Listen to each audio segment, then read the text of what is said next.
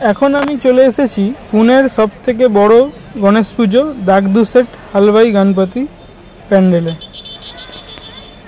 সামনে এইটি দাগদুসেট হালবাই গণপতির মন্দির লাইট দিয়ে দারুণ সাজিয়েছে। আজ সারা বছর এখানেই গণপতির পূজা করা হয়।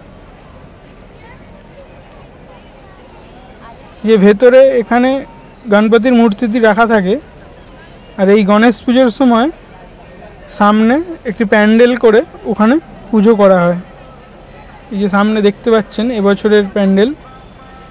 তো চলুন আমরা এখন গিয়ে প্যান্ডেল এবং গণেশ দর্শন করব।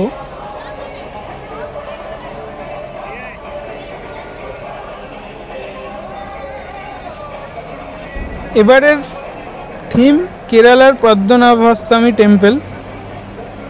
তো দারুণ প্যান্ডেল করেছে, প্রচুর মানুষের ভিড় এখানে।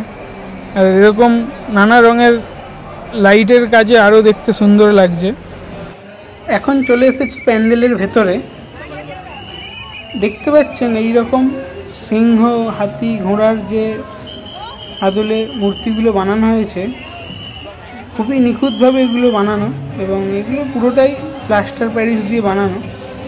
দেখতে দারুণ লাগছে।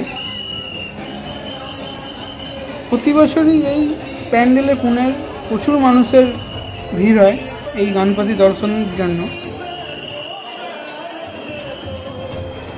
পুনের এই দাগদুসেট হালবাই গণপতি প্রতিষ্ঠিত হয় 1893 সালে। বর্তমানে এই পুজোটি দাগদুসেট হালবাই গণপতি ট্রাস্ট দ্বারা করা হয়ে থাকে।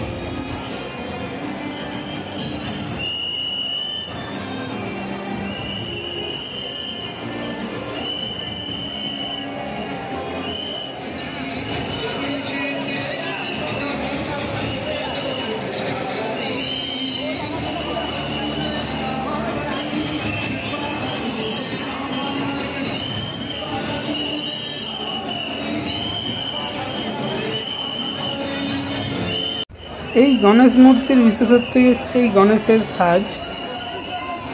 গণেশ মূর্তিটিকে প্রচুর সোনা এবং হিরে দিয়ে সাজানো হয়ে থাকে, যেটি সারা বছরই এইরকমভাবেই গণেশ মূর্তিটির পুজো করা হয়ে থাকে। আপনাদের এই গণপতি দর্শন করে কেমন লাগলো অবশ্যই কমেন্টে জানাবেন, আর ভালো লেগে থাকলে সবার সাথে শেয়ার করে দেবেন।